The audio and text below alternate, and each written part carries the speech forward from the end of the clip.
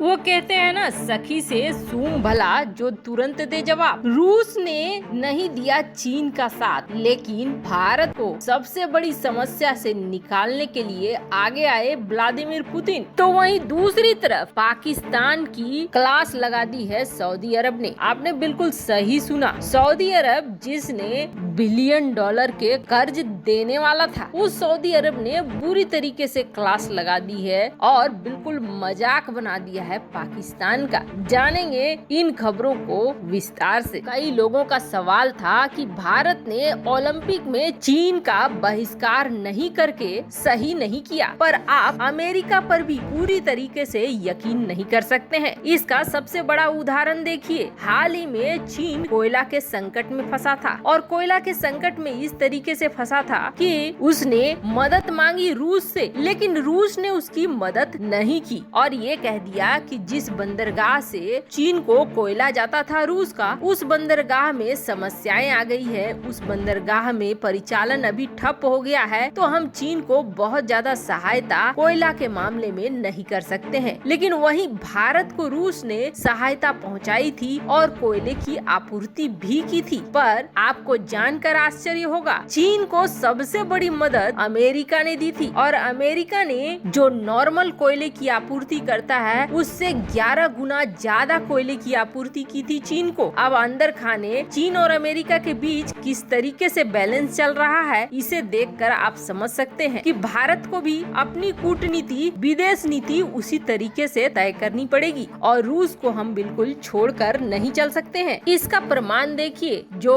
Putin और मोदी की meeting होने वाली है, उस मीटिंग से पहले कई इस तरह के संकेत दिए जा रहे हैं, जिससे ये पता चल रहा है कि भारत और रूस के बीच अब एनर्जी सेक्टर में बहुत ही बड़ा बदलाव आने वाला है एक डील से, और वो डील है एलएनजी की डील और न्यूक्लियर रिएक्टर की डील। रूस पहले भी भारत में कई तरह के न्यूक्लियर प्लांट्स लगा चुका है और भारत रूस के बीच कई और डील हो भी चुके हैं। ऐसे में रूस पूरी तरीके से सक्षम है भारत को ग्रीन एनर्जी में शिफ्ट करने में मदद देने के लिए। अब दुनिया भर की देश ग्रीन एनर्जी की तरफ बढ़ रही है, ऐसे में हाइड्रोजन, एलएनजी ऐसी गैसों का यूज ज्यादा होगा और इस तरह की प्रक्रिया में रूस भारत की बड़ी मदद करेगा। अब जो संकेत मिल रहे हैं उससे यही समझ में आ रहा है कि भारत और रूस के बीच न सिर्फ डिफेंस बल्कि इस क्षेत्र में भी कोई बहुत बड़ी डील होगी। वैसे इस सेक्टर में अमेरिका भी भारत के साथ समझौता करके आगे बढ़ना चाह रहा है, लेकिन अमेरिका का भरोसा करना थोड़ा मुश्किल है। जिस तरीके से अफगानिस्तान में हुआ, अपने ही नाटो मेंबर्स की बात नहीं सुनी बाइडेन ने, उसे देखकर भारत का निर्णय बिल्कुल सही है कि वो दोनों देशों के बीच बैलेंस बनाकर ही चले। खैर, जहां एक तरफ ये हो रहा है तो वहीं दूसरी तरफ बड़ा ही मजाक हो गया है पाकिस्तान के साथ। और ये मजाक आखिर हुआ क्यों है? तो 2 साल पहले, अभी की बात नहीं हो रही है, ये 2 साल पहले की बात हो रही है। 2 साल पहले सऊदी अरब ने पाकिस्तान को $3 अरब कर्ज दिया, जब इमरान ने मलेशिया और तुर्की के साथ मिलकर सऊदी अरब के ही खिलाफ मुस्लिम देशों का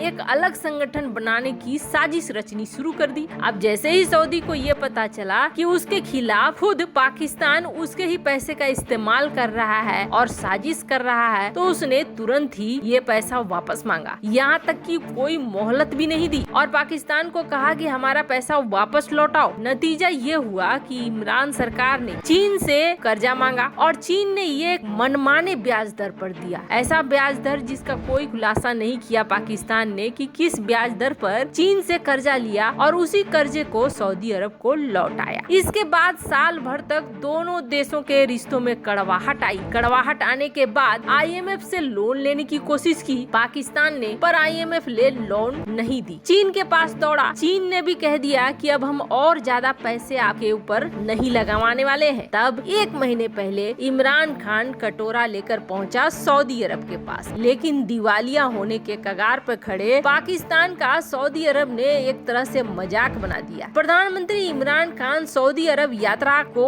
1 महीने हो गए और जो वादा किया प्रिंस ने कि पाकिस्तान को $3 अरब कर्ज देगा और $1.2 अरब का उधारी में तेल देगा, लेकिन ये दोनों ही चीजें पाकिस्तान को नहीं मिली। लेकिन आखिर जो सऊदी अरब मात्र 4 से 5 5 दिन के अंदर अगर वादा करता है तो चेक पे साइन कर देता है। उसने ऐसा क्यों किया, जबकि पाकिस्तानी सरकार ने तो ये भी कहा था कि हम 3.2% की दर से सालाना ब्याज भी देंगे। अब कुछ तो गड़बड़ है, कुछ ऐसा गड़बड़ है जो निकल कर अब सामने आया है। दरअसल इमरान 23 अक्टूबर को सऊदी अरब गए और 26 की दोपहर को लौट के आ गए। उस समय न तो सऊदी की तरफ से कुछ कहा गया और न ही पाकिस्तान की तरफ से कुछ कहा गया। पाकिस्तान के सरकार की जो मीडिया थी उसने ये कहा कि ये एक धार्मिक यात्रा थी और 6 दिन बाद जब इमरान खान पाकिस्तान पहुंच गया तब सऊदी अरब ने ये ऐलान किया कि वो पाकिस्तान को कुछ 5 अरब डॉलर का 100 शर्त कर्ज दे रहा है। अब कहा जा रहा है कि जो बात हुई सऊदी प्रिंस की वो इमरान खान से नहीं हुई, बल्कि इन 6 दिनों में आर्मी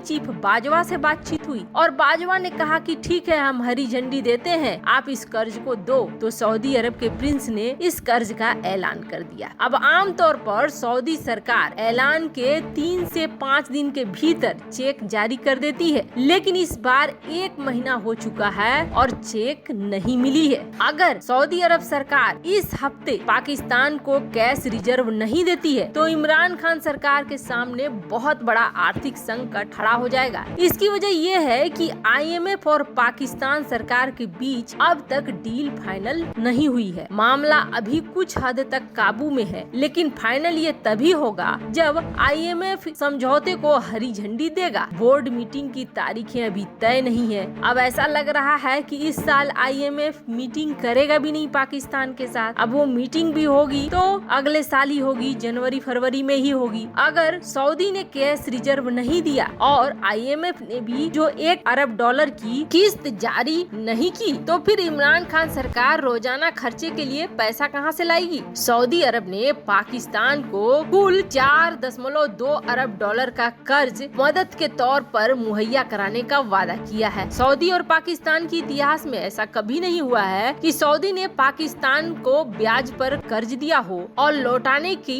कोई डेट तय की हो। अब मीडिया रिपोर्ट्स की माने तो 4.2 में से 3 अरब डॉलर कैश रिजर्व यानी कि सेफ डिपॉजिट है, बाकी 1.2 अरब डॉलर की ऑयल सप्लाई है। मजे की बात यह है कि ये कैश रिजर्व वो सिर्फ साख यानी बैंक में दिखावे के लिए है, इसे खर्च नहीं किया जा सकेगा। यानी इमरान सरकार चाहे भी तो भी इसे खर्च करने के लिए उपयोग में नहीं ला सकती है। पर इन सब के बावजूद, इतनी सिक्योरिटी के बावजूद सऊदी अरब सरकार ने चेक पे साइन नहीं किया है और पाकिस्तान को ये पैसे नहीं मिल रहे हैं।